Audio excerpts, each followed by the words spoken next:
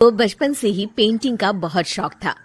वो हमेशा से ही पेंटर बनना चाहती थी, पर उसके माँ और पिताजी ने उसको कभी भी इस चीज के लिए सपोर्ट नहीं किया और उसकी शादी नीरव से हो गई। नीरव रजनी को बहुत प्यार करता था, पर रजनी हमेशा चुपचाप ही रहती। वो इस शादी से खुश नहीं थी। वो ये शादी नहीं करना चाहती थी। उसे तो हमेशा से पेंटर जो बनना था। अपने इस सपने को वो नहीं पूरा कर पाई, इसलिए वो हमेशा उदास रहती थी। रजनी, बहुत ही बढ़िया फिल्म लगी है, कल देखने चले? नहीं जी, कल मुझे बहुत काम है, मैं नहीं जा पाऊंगी।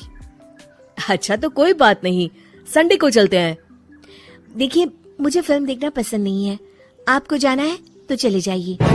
नीरव को मना करके रजनी वहाँ से चली जाती है और अपने बैग को खोलकर उसमें बंद पड़े ब्रश और कलर्स को देखकर रोने लगती है। रजनी, चलो ना कहीं बाहर खाने चलते हैं, कुछ तुम्हारी पसंद का। जी, मुझे नहीं जाना, मेरी तबीयत ठीक नहीं है।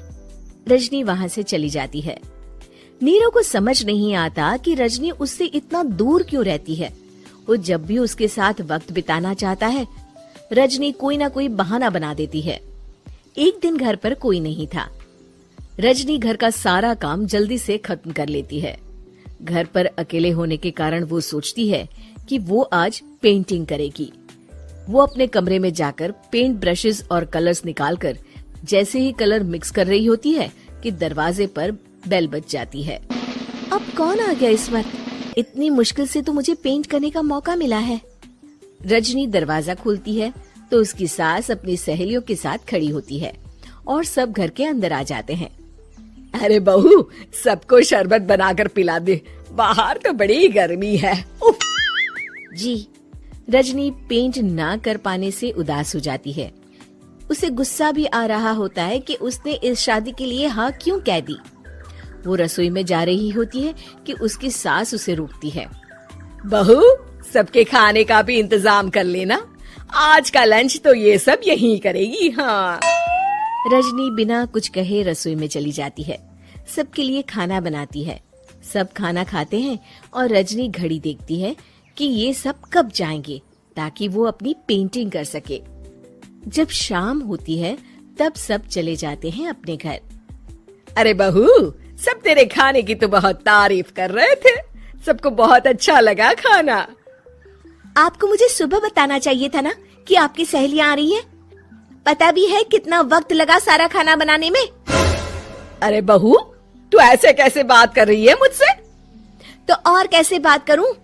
मैं इस घर की कोई नौकरानी नहीं हूँ कि इतना काम करूंगी। रजनी अपने कमरे में जाकर दरवाजा बंद कर लेती है।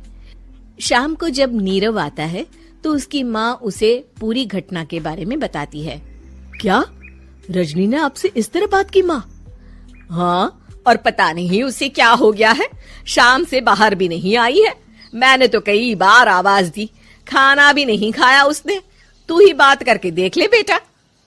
नीरव अपने कमरे का दरवाजा खटखटाता है। रजनी, दरवाजा खोलो, मैं हूँ। रजनी दरवाजा खोलती है और फिर वापस जाकर अपने बिस्तर पर लेट जाती है। रजनी, माँ से बात करने का ये क्या तरीका है? मैंने कोई गलत बात नहीं की है। अरे तुम क्यों ऐसे बर्ताव कर रही हो सबके साथ? क्या तुम इस शादी से खुश नहीं हो? रजनी कुछ नहीं बोलती। अरे बताओ मुझे रजनी, क्या ये शादी तुम्हारी मर्जी के खिलाफ हुई है? हाँ, मैं ये शादी कभी नहीं करना चाहती थी। तुमसे क्या, मैं किसी से भी शादी नहीं करना चाहती थी। रजनी रोने लगती है। चुप हो जाओ रजनी, बताओ मुझे, तुम क्यों नहीं करना चाहती थी शादी?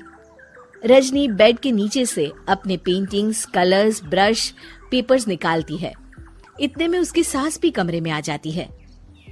ये देख रहे हो, ये थे मेरे सपने।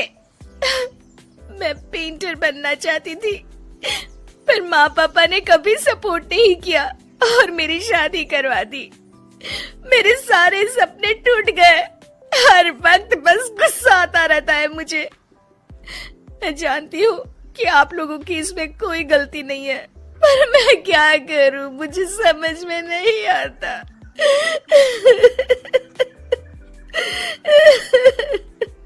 रजनी फूट फूट कर रोने लगती है। मुझे माफ कर दीजिए, आप दोनों के साथ मैं बहुत बुरा बर्ताव कर रही हूँ। अरे रजनी बेटा चुप हो जाओ तुम। नीरव पानी लेकर आता है। ये लो पानी पियो और शांत हो जाओ। रजनी पानी पीती है और उसकी सास पेंटिंग्स देख रही होती है। अरे नीरव, हमें तो पता ही नहीं था कि हमारी बहू कलाकार है। अरे कितनी अच्छी पेंटिंग्स बनाई है, देखो तो। ये वाली तो मैं अपने कमरे में ले जाऊंगी। आपको ये पेंटिंग्स अच्छी लगी? अच्छी नहीं, बहुत अच्छी लगी। और तुमने हमें बताया क्यों नहीं? तुम जब चाहे पेंटिंग कर सकती हो रजनी। हम तुम्हारे सपनों को पूरा करने में तुम्हारा पूरा साथ देंगे। हाँ बेटा, हम कला की कद्र करते हैं। हम कलाकार तो नहीं, पर मुझे गर्व है कि मेरी बहू एक कलाकार है। रजनी, नीरव और सास तीनों हंस पड़ते हैं।